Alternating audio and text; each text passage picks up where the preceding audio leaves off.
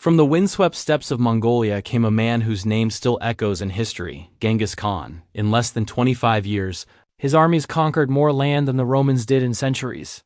This is how he did it. In the vast, unforgiving heartland of Asia, a boy named Temujin was born into a world of constant struggle. The Mongolian steppes were a patchwork of warring tribes, where loyalty was fragile and betrayal was a constant threat. Young Temujin experienced this cruelty firsthand. After his father, a minor clan chief, was poisoned by rivals, his own clan abandoned him, his mother, and his siblings, leaving them to fend for themselves in the harsh wilderness. These early years forged an iron will within him. He learned to hunt, to fight, and most importantly, to survive. He endured capture and enslavement, but each hardship only sharpened his resolve. He began to gather followers, not through birthright, but through charisma, strength, and an unwavering vision, to unite the fractured Mongol tribes under a single banner. Through a series of strategic alliances and ruthless campaigns, Temujin defeated one rival after another. He broke the old tribal structures, reorganizing his people based on merit and loyalty, not kinship.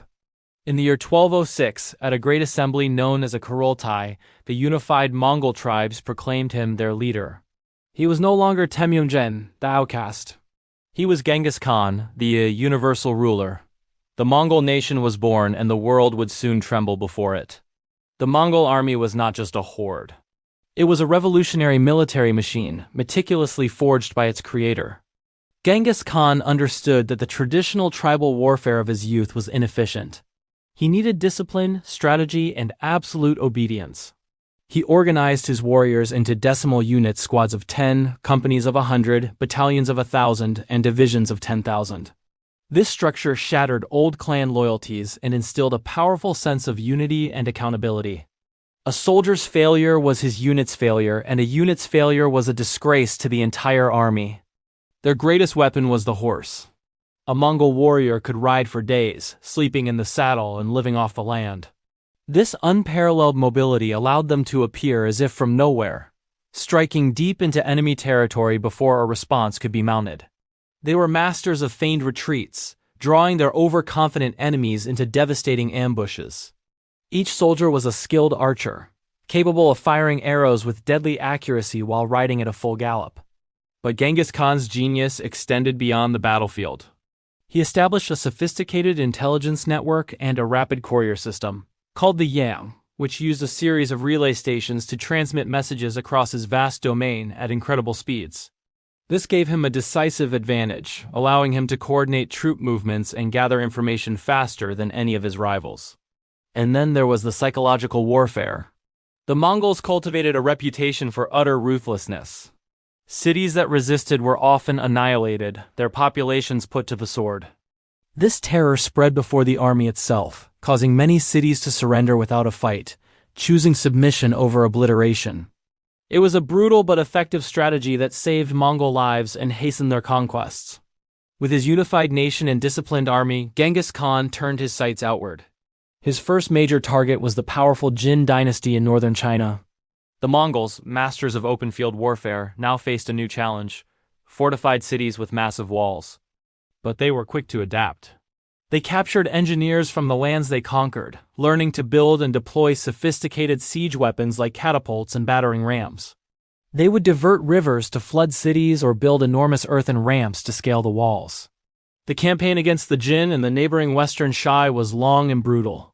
The Mongols learned to wage war on a scale they had never imagined, besieging great metropolises and starving them into submission. News of their ferocity spread like wildfire. Talis of cities turned to dust and fields salted with the bones of their defenders paralyzed their enemies. Fear became as potent a weapon as any siege engine. Many Chinese commanders and officials, seeing the futility of resistance, chose to defect, bringing with them their knowledge, their technology, and their armies. This combination of brutal force, psychological terror, and strategic assimilation allowed the Mongols to slowly, but surely break the back of the mighty Chinese empires, absorbing their wealth and wisdom into the ever-expanding Mongol domain. The Mongol gaze then turned westward, towards the flourishing empires of Central Asia. Initially, Genghis Khan sought trade, not war. With the powerful Khwarezmian Empire, a vast sultanate that controlled much of modern-day Iran, Afghanistan, and Uzbekistan. He sent a trade caravan with envoys to establish diplomatic and commercial ties. But the governor of a Khwarezmian border city, arrogant and foolish, accused the envoys of being spies and had them executed. When Genghis Khan sent a second mission to demand justice, the Shah not only refused but killed one of the ambassadors. This was an unforgivable insult. The laws of the steppes held envoys as sacred. For Genghis Khan, this was a declaration of war not just on his empire, but on the cosmic order itself. His response was not just a military campaign. It was an act of vengeance on a scale the world had never seen. In 1219, he unleashed the full might of the Mongol army upon Khwarezmia. The invasion was a whirlwind of destruction. The Mongols, employing their signature tactics of speed and surprise, swept across the land. Great cities, centers of learning and culture, were systematically dismantled. Bukhara, a jewel of the Islamic world, was set ablaze. Samarkand, a legendary stop on the Silk Road, was sacked, its artisans and craftsmen either killed or carried off to serve the Mongol war machine. The Shah's armies were crushed and he died a fugitive on a remote island. The devastation was so complete that entire regions were depopulated, their intricate irrigation systems destroyed, turning fertile farmlands back into desert. This campaign cemented Genghis Khan's reputation as the scourge of God. It was a terrifying demonstration of what happened to those who dared to defy the great Khan. Despite the trail of destruction, the legacy of Genghis Khan is far more complex than that of a simple conqueror. By uniting a vast territory under a single rule, he created an unprecedented era of stability known as the Pax Mongolica, or Mongol Peace. This peace revitalized and secured the ancient Silk Road, the network of trade routes connecting east and west. For the first time in centuries, merchants, missionaries, and explorers could travel safely from China to the Mediterranean. Goods, ideas, and technologies flowed freely across the continent. Gunpowder, the compass, and printing from China made their way to Europe, where they would eventually transform society. In return, Western science, medicine, and art traveled east. The Mongol Empire became a great melting pot, fostering a remarkable exchange of cultures, religions, and knowledge. Genghis Khan himself was surprisingly tolerant of different faiths, so long as his authority was respected. He established a written legal code, the Yasa, which promoted order, punished theft and adultery severely, and created a more unified legal framework for his diverse subjects. Before his death in 1227, Genghis Khan laid the groundwork for his empire to continue. He instructed his sons and grandsons to carry on the mission of world conquest. Under their leadership, the Mongol armies would push even further, storming into Russia, Poland, and Hungary, and sweeping through the Middle East to topple the Caliphate of Baghdad. The empire Genghis Khan built would become the largest contiguous land empire in human history. After Genghis Khan's death, the enormous empire he had forged was too vast for any single man to rule. As he had planned, it was divided among his 4 sons and their descendants, creating several successor states known as Khanates. In the east, his grandson Kublai Khan completed the conquest of China, establishing the Yuan dynasty and famously hosting the Venetian traveler Marco Polo.